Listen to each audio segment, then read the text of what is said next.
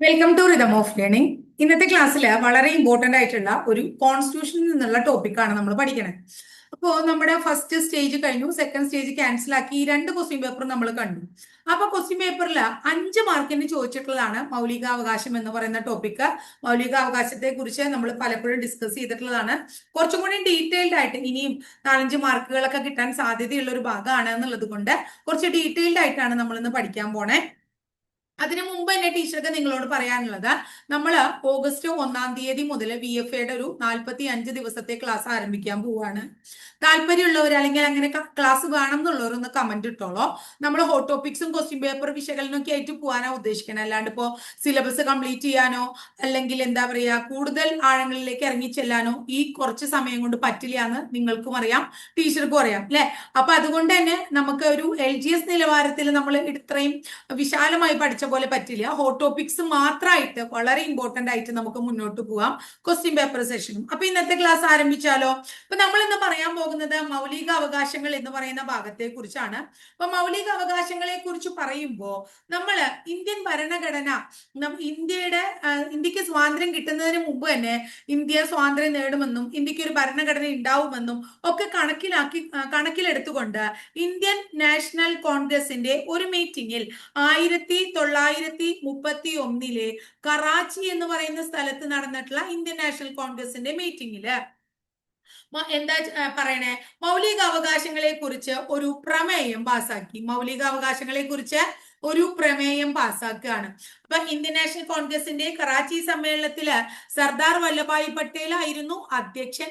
പക്ഷേ ഇതിന്റെ പ്രമേയം പാസ്സാക്കിയത് ആര് എന്ന് ചോദിച്ചു കഴിഞ്ഞാൽ ജവഹർലാൽ നെഹ്റു ആയിരുന്നു. അപ്പൊ ഇന്ത്യക്ക് ഒരു ഭരണഘടന നിലവിൽ വരുന്നതിന് മുമ്പ് തന്നെ മൗലികാവകാശങ്ങളെ കുറിച്ചുള്ള പ്രമേയം പാസ്സാക്കിയ ഇന്ത്യൻ നാഷണൽ കോൺഗ്രസിന്റെ സമ്മേളനം 1931 കറാച്ചി സമ്മേളനം. അധ്യക്ഷൻ ആരാണ്? സർദാർ വല്ലഭായ് പട്ടേൽ. അതിന്റെ പ്രമേയം എഴുതി തയ്യാറാക്കിയത് നെഹ്റു.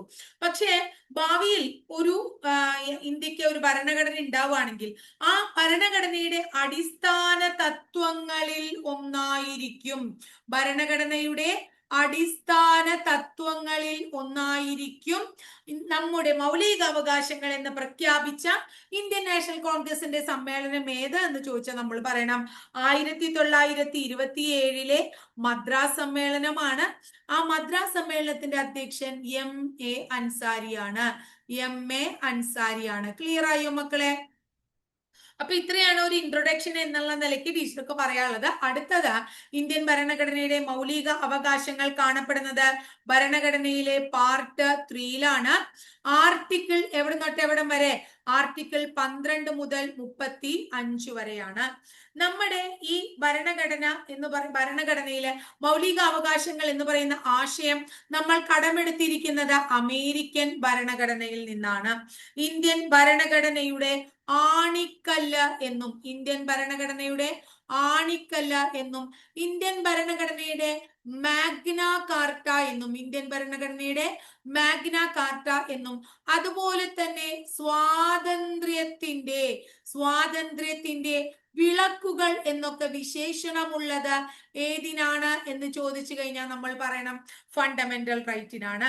ഈ ഫണ്ടമെന്റൽ റൈറ്റ് അഥവാ മൗലിക അവകാശങ്ങളുടെ സംരക്ഷകൻ ആര് എന്ന ഒരു ചോദ്യം വന്നാൽ നമ്മൾ പറയണം അത് സുപ്രീം കോർട്ടാണ്.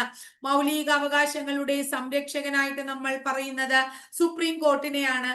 കാരണം ഇന്ത്യൻ ഭരണഘടനയിൽ നമുക്ക് തന്നിരിക്കുന്നത് 7 മൗലിക അവകാശങ്ങളായിരുന്നു.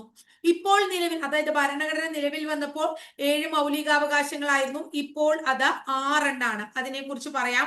അതിനു മുമ്പ് പറയാണ് ടീച്ചർ, ഈ 6 മൗലികാവകാശങ്ങളിൽ ഏതെങ്കിലും ഒരു മൗലികാവകാശം നമുക്ക് ലഭിച്ചില്ല എങ്കിൽ നമുക്ക് നേരിട്ട് സുപ്രീം കോടതിയെ സമീപിക്കാം, അല്ലെങ്കിൽ ഹൈക്കോടതിയെ സമീപിക്കാം, അല്ലെങ്കിൽ ഏത് കോടതിയിൽ വേണമെങ്കിലും കേസ് ഫയൽ ചെയ്യാനായിട്ട് പറ്റും. അപ്പോ സുപ്രീം കോടതിയിൽ ഡയറക്റ്റ് ആയിട്ട് ഒരു പൗരന് എന്താ ഫണ്ടമെന്റൽ റൈറ്റ് നേടിയെടുക്കാൻ കേസ് ഫയൽ ചെയ്യാൻ പറ്റും എന്ന് നമ്മൾ മനസ്സിലാക്കുക കേട്ടോ. അങ്ങനെ മൗലികാവകാശങ്ങളുടെ സംരക്ഷകനായി ആര് മാറി? സുപ്രീം കോടതി മാറി. അപ്പോ മൗലികാവകാശങ്ങൾ നടപ്പിലാക്കാൻ ഒരു പൗരന് നേരിട്ട് സുപ്രീം കോടതിയെ സമീപിക്കാനായിട്ട് പറ്റും. ഇനി അപ്പൊ നമ്മൾ പറഞ്ഞു ഭരണഘടന നിലവിൽ വരുമ്പോൾ 7 മൗലികാവകാശങ്ങൾ ഉണ്ടായിരുന്നു. ഇപ്പൊ 6 ഉള്ളൂ അല്ലെ. ഏതൊക്കെയാണ് ആ മൗലിക അവകാശങ്ങൾ? ഒന്ന്, സമത്വത്തിനുള്ള അവകാശം, അത് ആർട്ടിക്കിൾ 14 മുതൽ 18 വരെ പറയുന്നു. അടുത്തത് രണ്ടാമത്തത് സ്വാതന്ത്ര്യത്തിനുള്ള അവകാശം, അതിനെ കുറിച്ച് വിവരിക്കുന്നത് ആർട്ടിക്കിൾ 19 മുതൽ 22 വരെയുള്ള ആർട്ടിക്കിൾസിലാണ്. അടുത്തത് ചൂഷണം, ആരെങ്കിലും ചൂഷണം ചെയ്യുകയാണെങ്കിൽ ആ ചൂഷണത്തിന് എതിരെയുള്ള അവകാശത്തെ കുറിച്ച് ആർട്ടിക്കിൾ 25 മുതൽ 28 വരെ പറയുന്നു.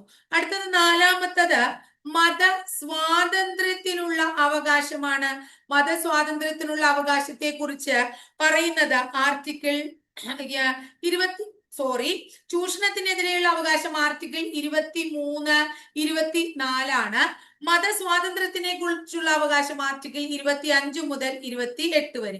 അടുത്തത് അഞ്ചാമത്തത് സാംസ്കാരികം, അതുപോലെ തന്നെ വിദ്യാഭ്യാസപരമായിട്ടുള്ള അവകാശങ്ങളെ കുറിച്ചാണ് പറയണത്. അത് ആർട്ടിക്കിൾ 29, 30 ഇനി അടുത്തത് ആറാമത്തത് ഭരണഘടനാ ഭരണഘടന പ്രതിവിധികൾക്കുള്ള അവകാശത്തെ കുറിച്ച് പറയുന്നു. അത് ആർട്ടിക്കിൾ 32 മുതൽ 35 വരെയുള്ള വകുപ്പുകളിലാണ്. ഈ 6 ഇപ്പോൾ നിലനിൽക്കുന്നത്. ഒരെണ്ണം മുമ്പ് ഉണ്ടായിരുന്നത് സ്വത്തവകാശമായിരുന്നു. അതിനെക്കുറിച്ച് നമുക്ക് പറയാം. അപ്പൊ ഇത്രയും പറഞ്ഞ് ആർട്ടിക്കിൾ 14, 18 സമത്വത്തിനുള്ള അവകാശം, 19 മുതൽ 22 വരെ സ്വാതന്ത്ര്യത്തിനുള്ള അവകാശം, 23, 24 ചൂഷണത്തിനെതിരെയുള്ള അവകാശം, 25, 28 മതസ്വാതന്ത്ര്യത്തിനുള്ള അവകാശം, 29, 30 സാംസ്കാരികവും വിദ്യാഭ്യാസപരമായിട്ടുള്ള അവകാശം, 32 മുതൽ 35 വരെ ഭരണഘടനാപരമായ പ്രതിവിധികൾക്കുള്ള അവകാശം. ആർട്ടിക്കിൾ ഇനി അടുത്ത നമ്മൾ പറഞ്ഞു സ്വത്തവകാശം ഇന്ത്യൻ ഭരണഘടനയിൽ ഇപ്പോൾ മൗലിക അവകാശമായിട്ടില്ല. പിന്നെ ഇപ്പൊ അത് എങ്ങനെയാണ്? ഇതൊരു നിയമ അവകാശമായിട്ടാണ് നിലവിൽ വരുന്നത്. ലീഗൽ റൈറ്റ് ആണ്. 1978 ഇന്ത്യൻ ഭരണഘടനയുടെ 44ാമത്തെ ഭേദഗതി പ്രകാരം എന്തായി? സ്വത്തവകാശം മൗലിക അവകാശമല്ലാതാകുകയും അതൊരു നിയമ അവകാശം മാത്രമായി തീരുകയും ചെയ്തു. അങ്ങനെ 44ാം ഭരണഘടനാ ഭേദഗതി പ്രകാരം ഭരണഘടനയിൽ ആർട്ടിക്കിൾ 300A അല്ലെങ്കിൽ 300A എന്ന് പറയുന്ന വകുപ്പ് കൂട്ടിച്ചേർത്തു. സ്വത്തവകാശത്തെ പറ്റി ഭരണഘടനയിൽ പ്രതിപാദിച്ചിരുന്ന അല്ലെ, അത് ഏതാണ്? മുമ്പത്തെ കാര്യമാണ് നമ്മൾ പറയുന്നത്. പ്രതിപാദിച്ചിരുന്നത് ആർട്ടിക്കിൾ 31 ഭരണഘടന ഈ 1978 44ാം ഭരണഘടനാ ഭേദഗതി നടക്കുമ്പോ നീലം സഞ്ജീവ റെഡ്ഡി നമ്മുടെ പ്രസിഡന്റും അതുപോലെ തന്നെ മൊറാർജി ദേശായി നമ്മുടെ പ്രധാനമന്ത്രിയും ആയിരുന്നു എന്നും ഓർത്തു വെക്കണം കേട്ടോ. അപ്പൊ ഇത്രയാണ് ഭരണഘടനയിലെ സ്വത്തവകാശത്തെ കുറിച്ച് നമുക്ക്, ഇന്ത്യൻ ഭരണഘടനയിലെ മൗലികാവകാശങ്ങളിലെ സ്വത്തവകാശങ്ങളെ കുറിച്ച് നമുക്ക് പറയാനുള്ളത്. ഇനി അടുത്ത കാര്യം എന്താണ്? നമ്മൾ ഈ പറഞ്ഞ ആർട്ടിക്കിളുകൾ ഓരോന്നും നമ്മൾ പഠിക്കുകയാണ്. അപ്പോ പഠിക്കുന്നത് ഓരോന്നിനെ കുറിച്ചും നമുക്ക് കൃത്യമായിട്ട് തന്നെ പഠിക്കണം. ആർട്ടിക്കിൾ 14 കുറിച്ച് ടീച്ചർ പറയുന്നു. ആർട്ടിക്കിൾ 14 എന്താണ്? നിയമസമത്വം അല്ലെങ്കിൽ തുല്യ നിയമ സംരക്ഷണം ഒക്കെ ഉറപ്പുവരുത്തുന്നു. ആർട്ടിക്കിൾ 15 എന്താണ്? ജാതി അല്ലെങ്കിൽ മതം, വർണ്ണം, വർഗം എന്നിവയുടെ അടിസ്ഥാനത്തിൽ വിവേചനം പാടില്ല എന്ന് പറയുന്നു. ആർട്ടിക്കിൾ 16 പൊതു നിയമനങ്ങളിൽ അവസര സമത്വം ഉറപ്പാക്കുന്നു. അടുത്തത് ആർട്ടിക്കിൾ 17 വളരെ ഇമ്പോർട്ടന്റ് ആയിട്ടുള്ള ആർട്ടിക്കിൾ എന്താണ്? മഹാത്മാഗാന്ധി കി ജയ് എന്ന മുദ്രാവാക്യത്തോടു കൂടി പാസാക്കിയ ആർട്ടിക്കിൾ ആണ് ആർട്ടിക്കിൾ 17. ഇതിൽ അയിത്ത നിർമാർജനത്തെ കുറിച്ച് പറയുന്നു. അല്ലെ, തൊട്ടുകൂടായ്മ നിരോധന നിയമം 1955 ഇന്ത്യയിൽ നിലവിൽ വരികയും ഇപ്പോൾ അത് protection of civil right act എന്ന പേരിൽ അറിയപ്പെടുകയും ചെയ്യുന്നു. Protection of civil right act, അല്ലാണ്ട് ഇപ്പൊ അത് തൊട്ടുകൂടായ്മ നിരോധന നിയമം എന്നല്ല അറിയപ്പെടുന്നത്. Protection of civil right act എന്നുള്ള പേരിലാണ് അത് അറിയപ്പെടണേ. ഇനി അടുത്തത് ആർട്ടിക്കിൾ 18 ആണ്. 18നെ കുറിച്ച് പറയാ, ബഹുമതികളൊക്കെ നിർത്തലാക്കൽ എന്തിന്, അതാണ് എന്താ ആർട്ടിക്കിൾ 18 പറയണേ. ഇനി ആർട്ടിക്കിൾ 19 പറയുന്നത് എന്താണ്? 19 A ഉണ്ട്, B ഉണ്ട്, C ഉണ്ട്, D ഉണ്ട്, E ഉണ്ട്, G ഉണ്ട് ഒക്കെ ഉണ്ട്. അപ്പോ അതിൽ പറയണ എന്താ വെച്ചിട്ടുണ്ടെങ്കിൽ 6 മൗലിക സ്വാതന്ത്ര്യങ്ങളെ കുറിച്ച്.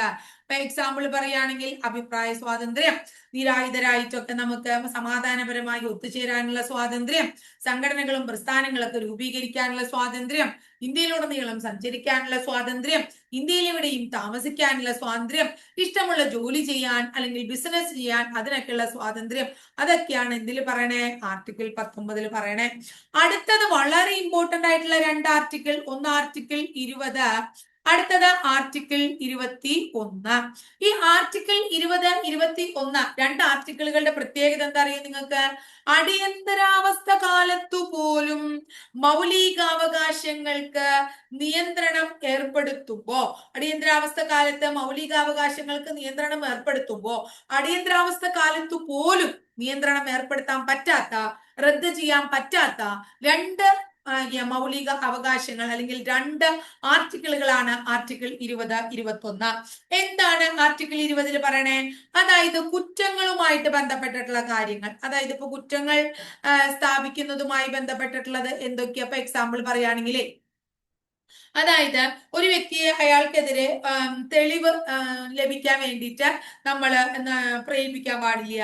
ഒരു കുറ്റത്തിന് ഒരു വ്യക്തിയെ ഒന്നിലധികം തവണ എന്താ പറയാ ശിക്ഷിക്കാൻ പാടില്ല. അതുപോലെ തന്നെ മുൻകാല പ്രാബല്യത്തോടുകൂടി ക്രിമിനൽ നിയമങ്ങളൊന്നും തന്നെ പാസ്സാക്കാൻ പാടില്ല. അതൊക്കെയാണ് 20 പറയണത്. 21 ജീവനും വ്യക്തി സ്വാതന്ത്ര്യത്തിനുമുള്ള അവകാശമാണ് എന്തിൽ പറയുന്നത്? 21. അതായത് ഇതിനെ മൗലിക അവകാശങ്ങളുടെ അടിത്തറ എന്ന് വിളിക്കുന്നു. വളരെ പ്രധാനം. കാരണം എന്താ വെച്ചാ അത്രയും ഇമ്പോർട്ടന്റ് ആയിട്ടുള്ള ഒരു കാര്യമാണ് ഏത്? ആർട്ടിക്കിൾ 20, 21 എന്ന് പറയുന്ന രണ്ട് കാര്യങ്ങൾ കേട്ടോ. അപ്പോ ഇനി അടുത്തത് എന്താണ്? ആർട്ടിക്കിൾ 21A ഉണ്ട്. അതെന്താ വെച്ചാ 16 വയസ്സിനും 14 വയസ്സിനും ഇടയിലുള്ള കുട്ടികൾക്ക് സൗജന്യവും നിർബന്ധിതവുമായിട്ടുള്ള വിദ്യാഭ്യാസം ഉറപ്പു നൽകുന്നതാണ് ആർട്ടിക്കിൾ 21A. ഇത് വിദ്യാഭ്യാസത്തെ മൗലിക അവകാശമാക്കി മാറ്റിയ ഭരണഘടനാ ഭേദഗതി ഏതാണ്? 86-ാം ഭരണഘടനാ ഭേദഗതി 2002 എന്ന് മനസ്സിലാക്കാട്ടോ. ഇനി അടുത്തത് അടിയന്തരാവസ്ഥ സമയത്ത് പോലും നമുക്ക് റദ്ദ് ചെയ്യാൻ പറ്റാത്തത് ആർട്ടിക്കിൾ 20, 21. ഇനി ആർട്ടിക്കിൾ 14, ആർട്ടിക്കിൾ 19, ആർട്ടിക്കിൾ 21. ഇത് ഭരണഘടനയുടെ സുവർണ ത്രികോണം എന്നറിയപ്പെടുന്നു. ഭരണഘടനയുടെ സുവർണ ത്രികോണം എന്നറിയപ്പെടുന്നത് ആർട്ടിക്കിൾ 14, ആർട്ടിക്കിൾ 19, ആർട്ടിക്കിൾ 21 ആണ്. അടുത്തത് ആർട്ടിക്കിൾ 22 മക്കൾ എന്താണെന്നറിയോ? അറസ്റ്റ്, ഒരാളെ അറസ്റ്റ് ചെയ്യുക അല്ലെങ്കിൽ എന്താ തടങ്കലിൽ വെക്കുക, അതുമായിട്ട് ബന്ധപ്പെട്ടിട്ടുള്ളതാണ് 22. അതായത് ഒരു വ്യക്തിയെ വിചാരണ കൂടാതെ നമുക്ക് പരമാവധി 3 മാസം എന്ത് ചെയ്യാൻ പറ്റും? തടവിൽ വെക്കാൻ പറ്റും. പരീക്ഷയ്ക്ക് ചോദിച്ചിട്ടുണ്ട്. അറസ്റ്റ് ചെയ്യപ്പെട്ട ആളെ എത്ര മണിക്കൂറിനുള്ളിൽ കോടതിയിൽ ഹാജരാക്കണം? അതും പരീക്ഷയ്ക്ക് ചോദിച്ചിട്ടുണ്ട്. 24 മണിക്കൂറാ പറയണേ കേട്ടോ. ഇനി കരുതൽ തടങ്കൽ പ്രകാരം ആദ്യമായിട്ട് അറസ്റ്റിലായ വ്യക്തി ആരാന്ന് പരീക്ഷയ്ക്ക് ചോദിച്ചിട്ടില്ല. ആരാണ്? AKG ആണ്, AK ഗോപാലനാണ് കേട്ടോ. ഇനി അടുത്തത് നമ്മൾ എന്താണ്? ആർട്ടിക്കിൾ 24 ബാലവേല നിരോധനവുമായി ബന്ധപ്പെട്ടിട്ടുള്ളതാണ് ആർട്ടിക്കിൾ 24. ഇനി അടുത്തത് പരീക്ഷയ്ക്ക് ചോദിക്കാറുള്ളത് ആർട്ടിക്കിൾ 29 ന്യൂനപക്ഷ വിഭാഗങ്ങളുടെ താല്പര്യങ്ങൾ സംരക്ഷിക്കുന്നതുമായി ബന്ധപ്പെട്ടിട്ടുള്ളതാണ്. ആർട്ടിക്കിൾ 32 വളരെ ഇമ്പോർട്ടന്റ് ആണ്. ഭരണഘടനാപരമായിട്ടുള്ള പ്രതിവിധിക്കുള്ള അവകാശം. ഇത് ഇന്ത്യൻ ഭരണഘടനയുടെ ഹൃദയവും അതുപോലെ തന്നെ ആത്മാവുമാണ് എന്ന് ഏതിനെ?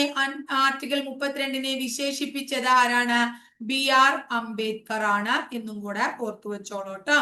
മൗലികാവകാശങ്ങളിൽ മൗലികമായത് എന്നറിയപ്പെടുന്നതും ആർട്ടിക്കിൾ 32 ആണ്. ഇത്രയും കാര്യം ക്ലിയർ ആയില്ലേ?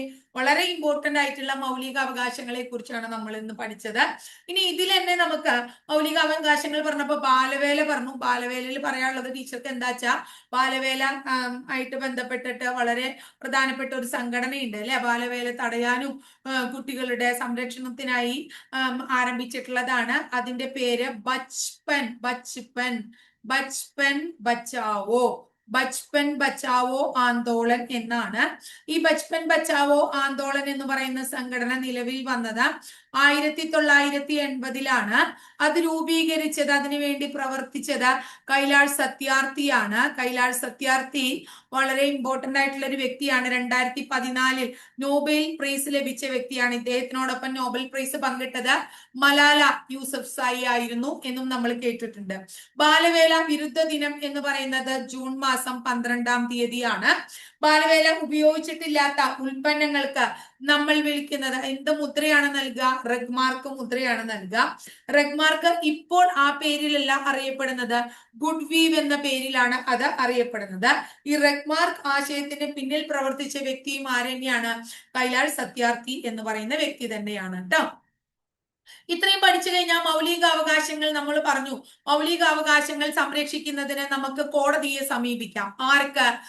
വ്യക്തികൾക്ക്. അങ്ങനെ വ്യക്തികൾ കോടതിയെ സമീപിക്കുമ്പോൾ കോടതി ഒരു ഉത്തരവ് പുറപ്പെടുവിക്കും.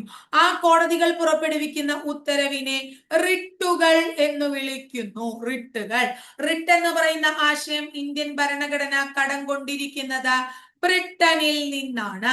റിട്ട് പുറപ്പെടുവിക്കാനുള്ള അവകാശം സുപ്രീം കോർട്ടിനും അതുപോലെ തന്നെ ഹൈക്കോർട്ട്സ് അതായത് ഹൈക്കോടതികൾക്കുമാണ് എന്ന് മനസ്സിലാക്കാം. സുപ്രീം കോടതി ഈ റിട്ട് പുറപ്പെടുവിക്കുന്നത് ആർട്ടിക്കിൾ 32 അനുസരിച്ചാണെങ്കിൽ ഹൈക്കോടതികളെ റിട്ട് പുറപ്പെടുവിക്കുന്നതിനെ പറ്റി പറയുന്നത് ആർട്ടിക്കിൾ 226-ലാണ്.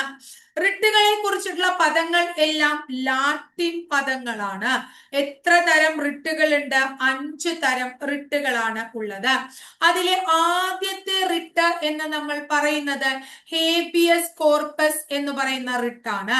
ഹേബിയസ് കോർപ്പസ് എന്ന് പറയുന്ന ലാറ്റിൻ പദത്തിലുള്ള ഈ വേർഡിന്റെ മീനിങ് ശരീരം ഹാജരാക്കുക എന്നാണ്.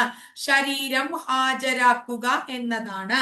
അതായത് നിയമവിരുദ്ധമായോ നീതിരഹിതമായോ ഒരാളെ നമ്മൾ തടവിൽ വെച്ചിട്ടുണ്ടെങ്കിൽ അവരെ സ്വതന്ത്രനാക്കി കോടതിയിൽ മുമ്പിൽ ഹാജരാക്കാൻ കോടതികൾ പുറപ്പെടുവിക്കുന്ന, സുപ്രീം കോടതിയോ ഹൈക്കോടതിയോ പുറപ്പെടുവിക്കുന്ന റിട്ടിനെയാണ് എന്ത് വിളിക്കുന്നത്?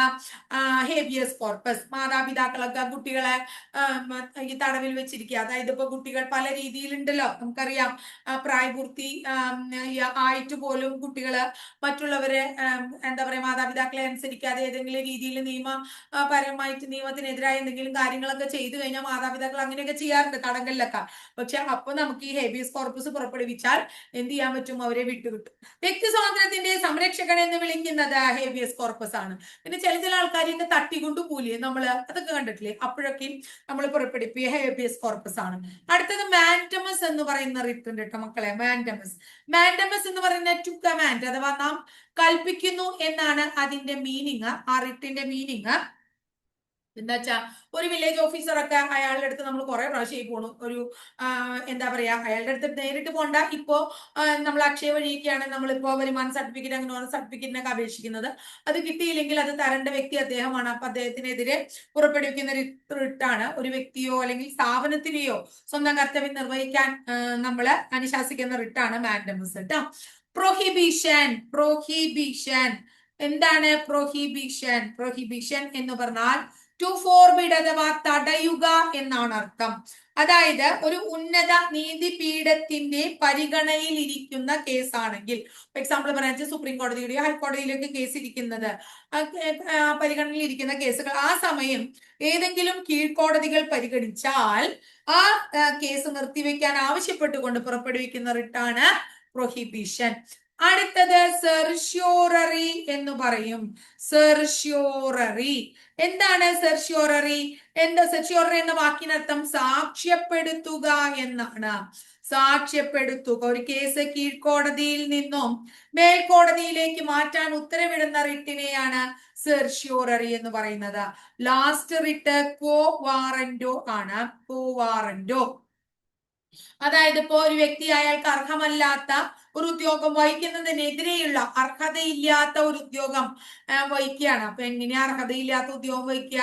എന്തെങ്കിലും എന്താ പറയാ അവര് ഇപ്പോ കളർ സർട്ടിഫിക്കറ്റ് അങ്ങനെയൊക്കെ ഉണ്ടായിട്ട് അർഹതയില്ലാത്ത ഉദ്യോഗം വഹിക്കുകയാണെങ്കിൽ എന്തുണ്ടാകും? കോടതിക്ക് പ്രസ്തുത വ്യക്തിയെ ആ സ്ഥാനത്ത് നിന്ന് നീക്കം ചെയ്തുകൊണ്ട് ഉത്തരവ് പുറപ്പെടുവിക്കാൻ പറ്റും. അതിനെയാണ് നമ്മൾ എന്ത് പറയുന്നത്, കോ വാറന്റോ എന്ന് പറയുന്നത്. അപ്പൊ നമ്മൾ ഇത് എന്താ പഠിച്ചേ, മൗലികാവകാശങ്ങളും റിട്ടുകളും പഠിച്ചു അല്ലെ. വളരെ ഇമ്പോർട്ടന്റ് ആണ്, ഭംഗിയായിട്ട് ഇത് പഠിച്ചു വെച്ചോളൂ കേട്ടോ.